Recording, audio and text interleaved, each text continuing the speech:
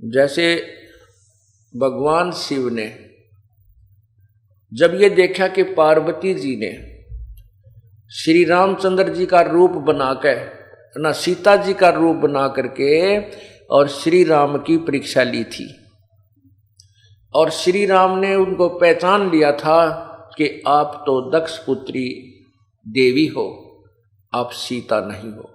और भगवान शंकर ने मना किया था कि आप सीता रूप मत बनाना, श्री रामचंद्र की परीक्षा मत लेना, क्योंकि श्री रामचंद्र जी सीता के वियोग में रो रहे थे, दहाड़े मार रहे थे, पशु पक्षी पेड़ों से भी पूछ रहे थे, जिसमें सीता जी का अपहरण रावण ने कर लिया था, श्री राम को पता नहीं था।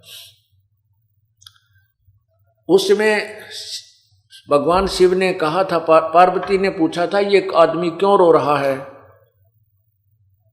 भगवान शंकर ने कहा ये आम मनुष्य नहीं है, ये भगवान विष्णु अवतार श्री रामचंद्र जी हैं, इनकी पत्नी को कोई उठा ले गया है, अपहरण कर ले गया है, उस वियोग में ये रो रहे हैं। तो पार्वती जी ने कहा था कि भगवान रोते थोड़े ही हैं, मैं नहीं मानती ये विष्णु जी हो सकता है, मैं इसकी परीक्षा लूंगी और सीता रूप बनाकर जाऊंगी। शिव भगवान ने कहा था कि तू सीता रूप मत बनाना पार्वती, तब तो उसने कह दिया नहीं बनाऊंगी। भगवान शिव के इधर उधर होते ही तुरंत सीता रूप बनाया और श्री राम की परीक्षा लेने पार्वती जी पहुंच गई। जाते ही रामचंद्र जी ने कह दिया, हे दक्ष पुत्री माया, भगवान शिव को कहाँ छोड़ाई, अकेली कैसे आ गई। इस बात से वो बहुत शर्मिंदा हुई और कहा, आप तो सचमुच विष्णु भगवान हैं, ये मेरी ही गलती थी। शिव भगवान ठीक है आपको प्रणाम कर रहे थे। जब वो वापस आई तो अंदर से मन काल ने प्रेरित कर दिया भगवान शिव को कि ये अवश्य गड़बड़ करके आई होगी। उसने कहा कि तू सीता बन के परीक्षा लेकर आई है। वो नाट्य भी इतना मन ने कौन परीक्षा ली, नहीं तू झूठ बोलती है, मेरी आत्मा नहीं मान रही है, तू गई है। फिर उसने भी स्वीकृति दे दी, हाँ जी मैं गई थी। इस बात से भगवान शिव ने एक तो ये कहा कि तू अब मेरे बड़े भाई की पत्नी का रूप बना लिया, अर्थात मेरे लिए माता के तुल्य होगी, स्वीकार्य नहीं है, मैं तुझे तेरे से पत्नी व्यवहार नहीं करूंगा। और दूसरे मन में यह आके मैं पार्वती से प्रिय इस जग में किसी को नहीं मानता था, और इसने भी मेरे को डिसीव कर दिया, धोखा दे दिया। इसलिए मुझे स्त्री की चाह किस लिए हुई कि मेरे अंदर वासना है, काम वासना, मैं इसी को नष्ट कर दूंगा, मुझे चाह ही ना पड़ेगी जो मुझे धोखा दे सके और भक्ति में बाधक बन सके। इस विचार से भगवान शिव ने 88,000 वर्ष तक इस एक विकार को नष्ट करने के लिए तप किया, सप्रश विकार को। 88,000 वर्ष तप करने के बाद कहते हैं कामदेव को भी फूंक दिया, जला दिया, सब कुछ कर दिया। और भगवान शिव ने सोच लिया कि अब तू वासना रहित हो गया है, तेरा विकार समाप्त हो गया। कबीर परमात्मा कहते हैं, विकार मरा मत जानियो जो भूबड़ में आग। जैसे अंगार होता है और उस आग को दबा देते हैं अग्नि के, जैसे उपला होता है, उपले को जला करके वो आग पूरा अंगार बन जाता है और उसको राख में दबा देते हैं कि काफी देर तक ये रहा रहेगा। तो उससे ऊपर से तो ऐसा हो जाता है जैसे बिल्कुल समाप्त हो गया, इसमें राख रूख लग के, और उसको ऐसे हिलाते हैं ना तो अंदर से पूरा धंधकता मिलता है।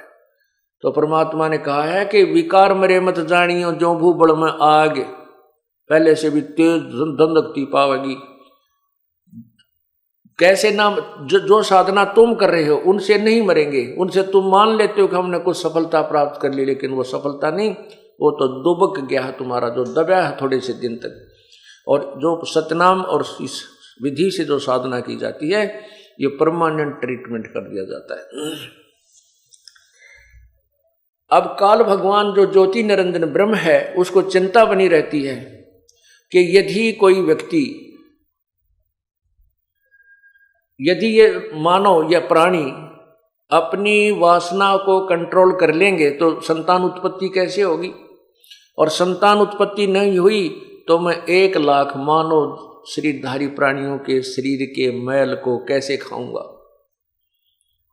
इस दृष्टिकोण से वो किसी को भी विकार रहित नहीं होने देता। ये उसकी मजबूरी है और एक भयंकर जाल है।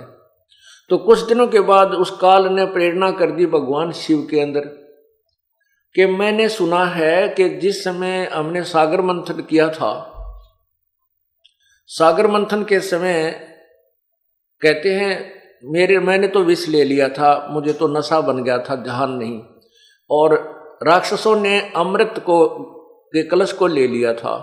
भगवान विष्णु ने एक मोहनी रूप बनाकर, सुंदर स्त्री का रूप बनाकर, नाच कूद कर, डांस डूंस करके, अच्छे गाने गा करके उनको मदिरा पिला दी थी। मदिरा का कलश उनको दे दिया, मदिरा पिला दी थी और अमृत के कलश को ले आया था। नहीं तो देवता, वो राक्षस अमर हो जाते और देवताओं को सदा दुखी करते। तो उनके मन में तो लोग कहते हैं कि भगवान विष्णु जब मोहनी रूप बना रखा था स्त्री का, बड़े सुंदर लग रहे थे, बहुत ही खूबसूरत। तो उस शिव जी के मन में यह प्रेरणा कर दी काल ने कि आज भगवान विष्णु से मैं वो मोहनी रूप देखूंगा और ये देखना चाहूंगा भगवान कितने सुंदर लग रहे थे मोहनी रूप बनाकर। इस उद्देश्य को लेकर के भगवान विष्णु के लोक में भगवान शिव चले गए। कुशल मंगल हुई। आने का कारण पूछा विष्णु जी ने। शंकर भगवान ने अपना उद्देश्य आने का बता दिया कि मैं आपका वो मोहनी रूप देखना चाहता हूं जिस समय आपने सागर मंथन के समय बनाया था। विष्णु जी हंसने लगे, कहने लगे भोलेनाथ, वो कोई समय था, मोहनी रूप बना लिया, बार बार थोड़ी औरत बना जाता है, वो तो कोई समय था भाई। शंकर भगवान बोले नहीं भगवान, मैं तो बैठ गया आपके द्वार पे, जब तक मोहनी रूप नहीं दिखाओगे मैं नहीं जाऊं। भगवान विष्णु ने सोचा ये तो भाई पक्का धुनका है, 88,000 वर्ष तक बैठा रहा, और जब मैं इसको यहाँ से नहीं, कोई इसका उद्देश्य पूरा नहीं करूंगा तो बैठ जाएगा यहाँ पर, ना मेरा कितने दिन बैठा रहेगा। भगवान विष्णु कहने लगे कोई बात नहीं, कुछ देर में मैं आपको मोहनी रूप दिखाता हूं, आप बैठो यहाँ। यूं कह करके अपने मकान महल में चले गए। उधर से अंतर ध्यान होकर के जहां शिव जी अकेले बैठे थे, बाहर बरंडे में, आगे सामने मैदान और बाग बगीचा था, विष्णु जी एक सुंदर लड़की का रूप बनाकर के एक पेड़ के नीचे खड़े हो जाते हैं जिसमें ऐसे वस्त्र थे जो अर्धनग्न शरीर हो। शिव जी ने इधर देखा, कोई दिखाई नहीं दे रहा था। उठ के उस स्त्री की तरफ चल पड़े और वो लड़की आगे आगे चलने लगी। शिव जी ने भी लंबी लंबी कदम रख के उसके हाथ पकड़ लिया और वो आगे चलती रही। कहने का भाव ये मैं पुराण में लिखा है जो हम आपको बता भी नहीं सकता भगवान शिव जी की क्या दशा हुई। तो उसी समय भगवान विष्णु ने अपना विष्णु रूप बना लिया। तब भगवान शिव जी शर्मिंदा से हो गए। अब परमात्मा याद दिलाते हैं कि ये जिस विकारों को, विषय वासनाओं को तुम समाप्त कहते हैं, जैसे अग्न काष्ठ के माही है व्यापक परदिश नाही, ऐसे कामदेव पर चंडा व्यापक सकल दीप नौखंडा। जैसे अग्नि काठ के माही, काठ में अग्नि है पर दिखती नहीं, और जब इसको अग्न लगा दी जाएगी तो पकड़ पाटेगा, यानी आगे आग हो जाएगी। ऐसे ही ये विषय वासना प्रत्येक प्राणी के अंदर विद्यमान है व्यापक पर दिशे नाही, ऐसे काम देव पर चंडा व्यापक सकल दीप नौखंडा। तो यहाँ कबीर परमेश्वर जी बताते हैं कि तुमरे संग पांचों पर कासा, ये योग युगत की झूठी आशा। तुम्हारे अंदर ये पांचों विकार विद्यमान है, तुम योग युगत यानी विकार खत्म करने की, आप कहते हैं योग विकार खत्म करके ही योग युक्त हुआ जाता है। विकार तुम्हारे समाप्त हो ही नहीं सकते, योग युक्त तुम हो नहीं सकते, इसलिए योग युक्त नहीं हो सकते। देयरफॉर इसलिए आपका जीवन जो है या भक्ति भी व्यर्थ और आपका जीवन भी व्यर्थ, आपका उद्देश्य भी गलत है। जो तो आप सोच रहे हो कि आप मोक्ष प्राप्त कर लेंगे या परमात्मा से संपर्क कर लेंगे, क्योंकि आप कहते हो विकार जब तक समाप्त नहीं होंगे हम भक्ति पर लगेंगे नहीं। और विकार समाप्त करने के लिए कौन से विकार? जो अंतःकरण के विकार, एक बाहर के विकार जो आपको पहले बताया, शराब मांस तंबाकू चोरी ठगी बकवाद ये माड़ी नीत करना, ये बाह्य विकार है। अंदर के विकार, ये पांचों विकार समाप्त करने के लिए आपको एक लंबा ट्रीटमेंट आजीवन करना होगा। कौन सा है? राम नाम रटते रहो जब तक घट में प्राण, कभू तो दीन दयाल के भनक पड़ेगी कान। अंतिम श्वास तक ये ट्रीटमेंट आपको लेना पड़ेगा। कौन सा? सत्संग सुनना